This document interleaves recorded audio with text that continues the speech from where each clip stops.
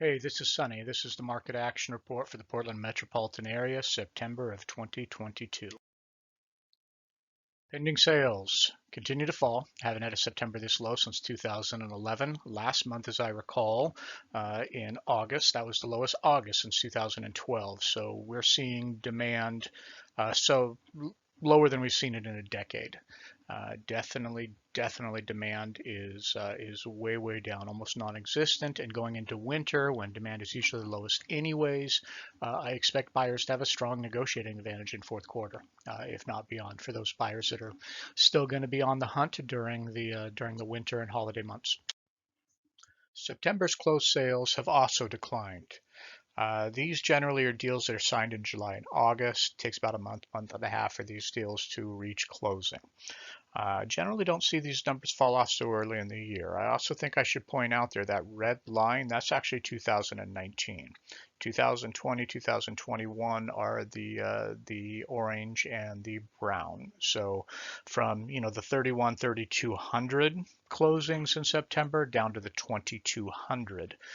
So we are even below 2019's numbers before COVID really became a significant issue. So a pretty significant fall of about 1,000 closings a month when we're only dealing with three. So about a 30% drop just off the top of my head. It would really appear that the Fed's goal of demand destruction is working. The question is, can they control it? Will this break confidence? And if it does, will that be easy to recover? You often hear the term soft landing. I don't generally believe in soft landings. I tend to think it more a pendulum swing, but we will see in very short order. Real quick, based off the low numbers that we're seeing for pending sales in July and August, I do expect that this will continue to fall. So the deals that we're seeing right now um, will be what reports in October and November, and I do expect that it will continue to fall at least through the fourth quarter, maybe beyond. Also keep in mind that there are a lot more sale fails, so even if pending sales were up, not all those sales go all the way to close. New listings is pretty much flat from previous months, and while below previous years, it's more in line with averages than pending or closed sales. I do expect that this might take off if sellers start to worry that they're losing equity. The offset to that is that a seller has to replace it, and with high interest rates, unless they have enough equity to be able to walk away um, and move straight across or have a significant down to where they're reducing their monthly cost, that's a tricky equation. Average listings. So new listings plus the previous active listings minus any pending sales. That's going to get you the number of active listings. So this is really the number of listings that are available to purchase. So it really translates to choices for buyers. While not a huge number, it has risen significantly, and it's almost 50% increase from the number of active listings on the market last September. As I said, buyers have a lot more choices. Still wouldn't consider it a buyer's market, but the inventory and the active listings are rising pretty dramatic. That brings us to days on market. All the reduced demand due to higher interest rates and buyers being able to be a little more selective has translated to longer time on the market. While the days on market still is historically low, it has almost doubled in 3 months. So that's a pretty significant incline. Inventory. Inventory is as expressed in months. Now, the idea of this measurement is if no new listings came on the market and sales continued at the current rate, how long before all the inventory would be sold out? By design, it's kind of a poor measurement. It's hypothetical. Really have to be careful with this number. However, it is a very standard measurement, and it is a good compilation that gives us some idea of whether it's a buyer's or seller's market. So you often hear people refer to that. Now, traditionally, it's somewhere between 4 and 6 months is what's considered a balanced market. So if you took this measure in isolation, you would still have to call it a seller's market. But you can see by the quick change from having zero point 0.7 up to 2.2, it is rapidly changing. So we'll continue to keep an eye on this. Average sales price fell another 1% from August, and it is now below 600,000 for the first time since February. It is still up from last September, but only by about 5%. And at one point earlier in the year, we were 14% over the previous year. So the gap is closing fast. The average sales price is indeed falling. And, we're going to wait to see where this goes. But based off the declining sales and the higher interest rates and a lot of concerns about the inflation numbers and people's spending power being decreased, I think it's going to go down more. I honestly think it'll fall below last year's averages by the end of the year, but I am speculating. Average sales price by area. This seems to be the segment most people are interested in. They want to know the average sales prices in their area. Some of these areas are rather large, so we can certainly do a deep dive into your more specific neighborhood if you are interested. We're going to start with the biggest month-over-month gain, and that was Yamhill County. You may recall they took a very unusual drop last month, and they were 11% below the previous year.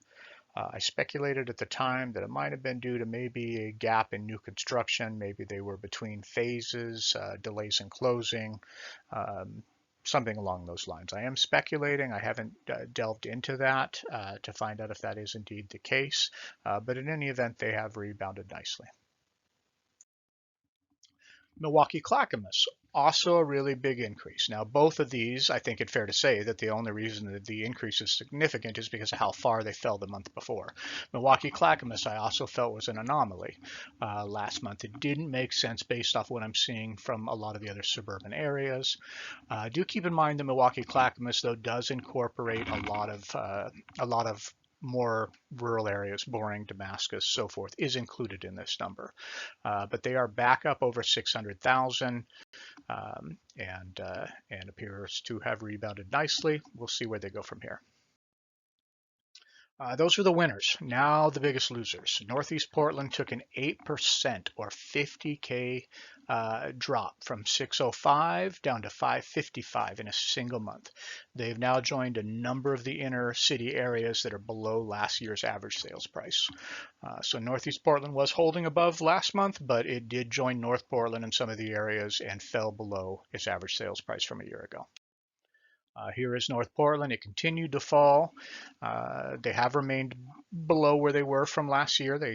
Were only like $200 below or something last month, but now they've fallen again. It is about a $66,000 fall, or 12% from their peak back in May. So they've definitely been falling fast. West Portland had the second largest month-over-month decline of about 7.5%, or almost $60,000 in a single month decline to their average sales price. They were holding really steady too, and I seem to recall noting last month that staying right there in the 770s for 4 months straight. They were within a couple of $1,000s. So much for holding steady. Southeast Portland. Southeast Portland had one of the most spectacular rises earlier this year, just shot up like a rocket, but that obviously made me very concerned too on whether they could hold it. And they have not. They fell really, really dramatically as early as June when the rates first started rising. And while they're still holding over last year, they're down to 3% over last year. So really running in line, and it would not surprise me at all to see them, like North and Northeast Portland, crossing into the negative on a year-over-year basis very soon.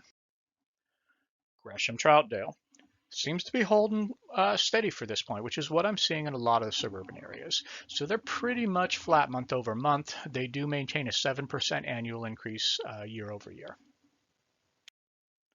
Oregon City Canby, another example of where they seem to be holding statistically flat, 4% over September of 21. Lake Oswego West Linn, once again, a lot of noise in this number, and that's very usual for markets that are have as high end of properties and can have largely skewed numbers based off single sales. They do also have a lot of less expensive stock and condos, and a lot of that, will create this kind of wild swing, particularly when a market is fluctuating. To that point, they were pretty much flat month over month.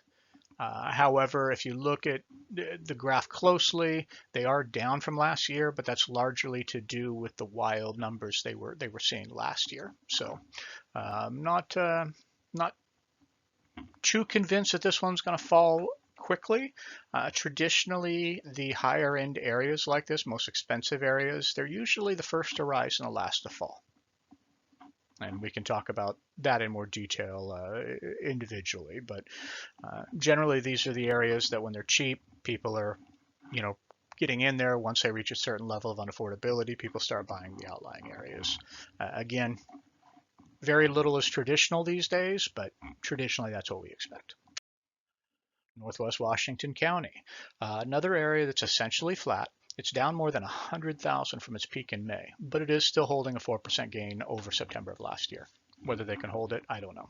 You can see how it kind of dipped down a little in the fourth quarter of last year, so that might also help them hold that average even if they continue to fall slightly. Beaverton Loa, shot back up, took a bump up anyways after a steep fall 3 months in a row. They are up almost 3% from August, so it was a pretty good snap back, and that does put them 8% over the previous year. However, you can see they're still way down from their 609 peak back in May, when there was a lot of demand being pushed forward as everybody was afraid interest rates were rising, and so you were having a lot of people jump in the game. Tigard Wilsonville. This was the only area in August that had a large increase. They've given a lot of that back, and they're almost right back to where they were in July. They are 12% over last year, but if you look at last year's, that was a fairly abnormal September too, so that number is a little skewed.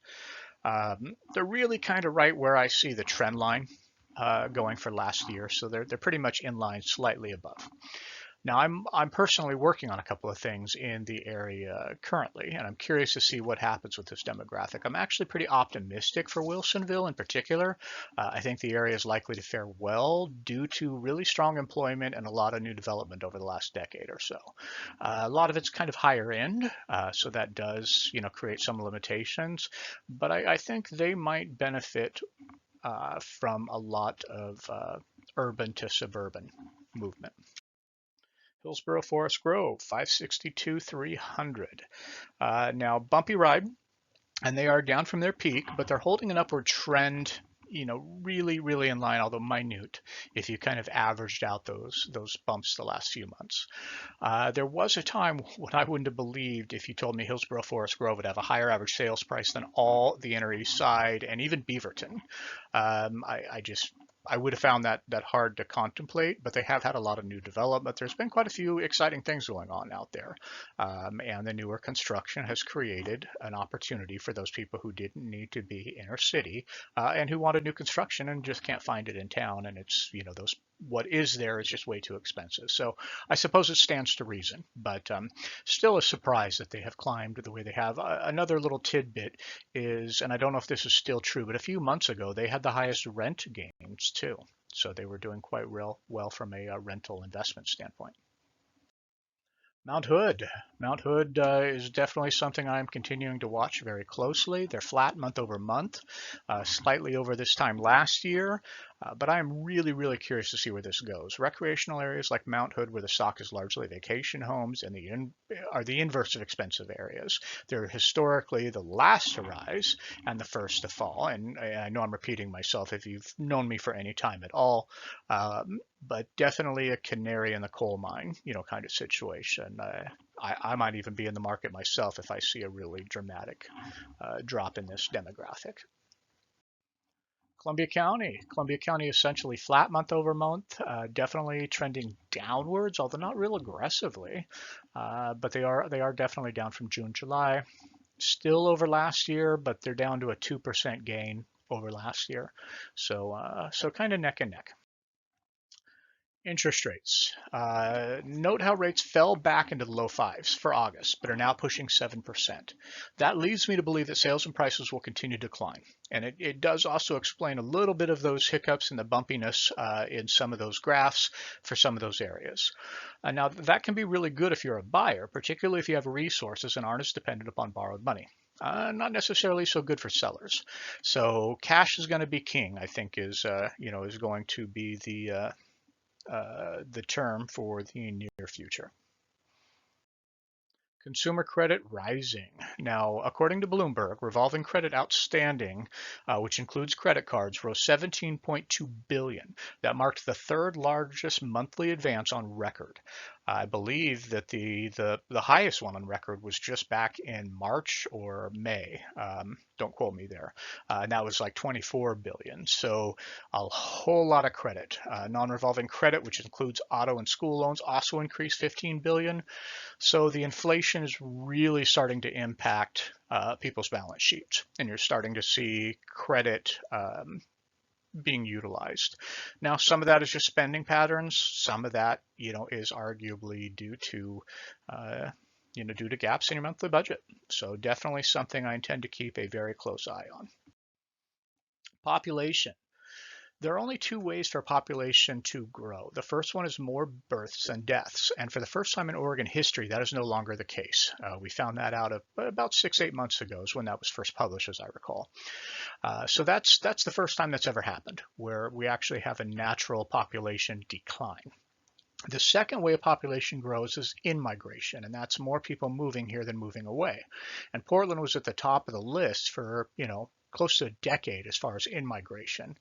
But that's also now reversed according to a lot of reports. And obviously, we're looking at backwards looking indicators. Most of these studies are from 2020 and 2021, but that also makes the argument that it could be much higher than even some of these reports are showing.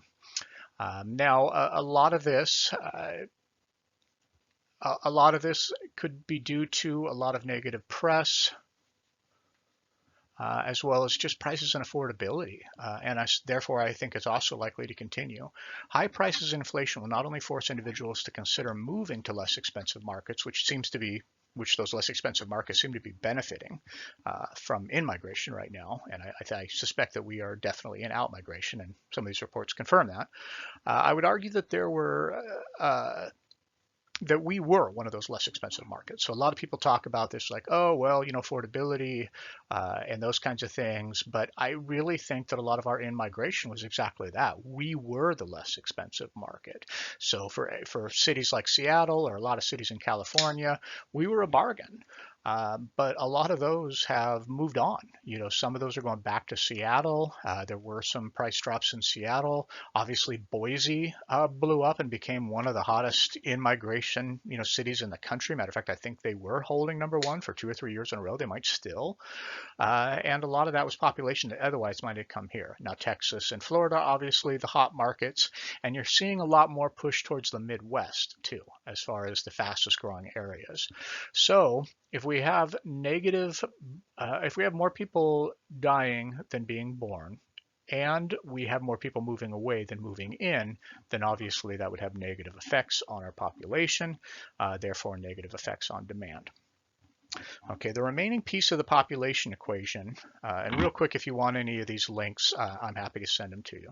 But the remaining piece of the population equation is the number of households. You have compression or expansion. As adult children move out, start their own household, or moving back home because they can't afford the rent or the utilities. Generations combining for either economic or health reasons. I have quite a number of personal experience as well as anecdotal from clients and so forth. But most reports still show that the number of households is at an all-time high. But again, that data is backwards looking, and it's from previous years. I think COVID, in particular the eviction moratoriums, really skewed that data. So I'm going to be really surprised if the current trend isn't towards compression of number of households. As generations combine, people take on roommates, etc., to deal with inflation and the cost of living. I'll continue to watch this very, very closely. And while these are often not immediate, I mean, these are long-term kind of indicators, I do believe that it is very, very important and a major component of the supply-demand equation.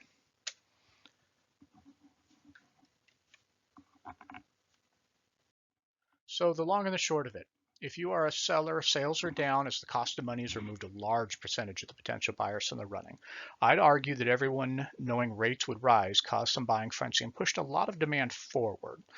Many that wanted to buy have. I expect with current trajectory, it will quickly change to buyer's advantage. Prices are falling quickly in some areas, less so in others. Outer suburban areas so far seem to be doing better and again, for the time being. I really don't know where that will go and if they can sustain that. It really depends on if a lot of people are forced to come back to the office. Jobs is always a major factor. Also the perception of the inner city, could change. It has a number of times just during my lifetime, let alone historically. We're seeing a lot more price reductions, and the average sales price is less than the average listing price for the first time in quite a while. It was very, very normal to have our list price and then the average sales price be a couple of points over that, due to bidding wars and bidding things up. That is not the case any longer. It hasn't been for a month or two. Things are taking a lot longer to sell, and we're seeing a lot more sale fails. Buyers are pushing harder for concessions. They're negotiating much, much tougher. They are, really pushing a little harder during inspection appraisal process for concessions, and definitely trying to get some wins. A lot more incentives are becoming necessary. Sellers are having to provide home warranties, closing cost credits, credits for buyers to buy their interest rate down is a very popular one right now. So a lot of pressure on the sellers. Like we talked about, I still think technically it's a seller's market, but it is rapidly changing. Now, whether you should sell or not is a really particular situation. There's so much to factor there. I mean, what are your holding costs? Where would you move, live? And would that be a net positive or a net negative? What kind of equity you have? Is it a rental? And if so, how much money do you have tied up there? Is it cash flowing? If it's not cash flowing and you're losing equity, then that might be something you really need to consider. If it's cash flowing but it loses equity, if you're not planning on cashing out, well, it's not as big of a concern. So a lot of things to consider there. The other thing to consider is how long you believe the trend will continue. Things do tend to be in cycles, and I can't predict the future. I think we are going to, based off the length of the upward cycle, I think we're going to have a fairly significant down cycle, but I am speculating. There's no way for me to know what's going to happen, what new things might take place. Obviously, we have a lot of things going on an international level. The Fed is raising rates. They have to fight inflation. Will they be successful? So many variables. Another consideration, are you moving up or down? Because generally I expect the higher end homes will have more compression of prices. Now, I talked about how the higher end areas tend to fall last, which is true, but there is a disproportional amount of homes for sale in the upper end, particularly if you're trying to hold those values. And there is more demand and more people, particularly in a downturn economy, that are looking for the starter homes. So often in these downturns, I see a lot more compression as a measure of percentage on the upper scale homes because they're dealing to a much smaller buyer community. Anyways, let me know. Get a hold of somebody on the team if you want to kind of, weigh pros and cons and do an individual analysis of your particular situation, and see if it makes sense to either, buy and sell, invest, so forth. But every single situation requires a very specific, detailed individual look. I try to very much stay away from generic advice. Brings us to the buyer's summary. Lower prices. You can get a lot more for your money. Now, the downside is those lower prices are because the cost of money has increased. If you have a decent down payment or you have a strong equity position in your existing property and we're able to get that sold, it could generate a positive return. You could end up with more house, or if you're downsizing, moving to a smaller loan amount to where that interest rate is offset by owing less. So there are some potentials there. On the flip side of that, if you're financing all or most of your purchase, your first-time buyer, prices will still have to fall quite a bit more to break even or to generate a positive return on a monthly basis. I don't rule that out. I could see a scenario where the prices fall far enough that your monthly payment ends up being less and your down payment amount as a percentage of the total needs to be less. So there is a scenario where this works out to your advantage with the higher interest rates. But I think there's still going to have to be quite a bit of price reduction to reach that break-even point. But again, depends on you, depends on your cash flow, depends on where you are in your debt-to-income ratio, how much you have down. There's also a scenario that's being discussed where the Fed starts to panic and starts to back off and lowers rates again. So there is a scenario. Again, I don't think that's immediate, but it does exist, and it is one of the scenarios that's being talked about a lot. So anyways, one of the other sides of that is I would rather that than the buyers who just jumped in at the peak and had zero or very minimum down. They are likely headed in a negative equity situation. Now, again, if they're going to be there a long time, if they're going to hold and they got that lower interest rate, there's a case to be made that they're fine. They have fixed a rate, and great. But I don't think anybody strives to owe more than their house is worth, just from a cash flow perspective. But there again, that's where it really boils down to the individual and their goals and their resources. So at the very least, you have many more choices. The inventory is rising fast. You're having things to look at where a lot of buyers for a long time had very little to look at. And when they did find something, they were wrapped up in a big bidding war. Those are becoming rare. I'm not to say that if somebody doesn't underprice a house and you end up with a bidding war, but they're certainly not the norm anymore.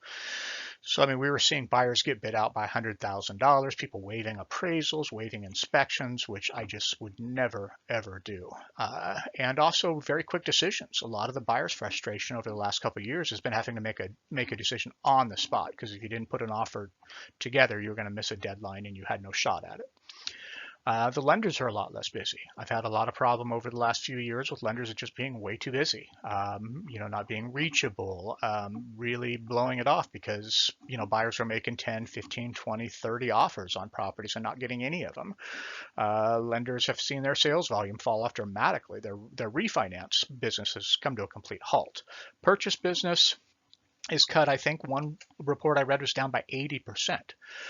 So a lot of lenders are going out altogether. Companies are shutting, people are getting out of the business, and the lenders that are still there generally are more appreciative of the opportunity. So something to consider. Also, opportunity to negotiate reasonable repairs and terms with sellers, like we talked about.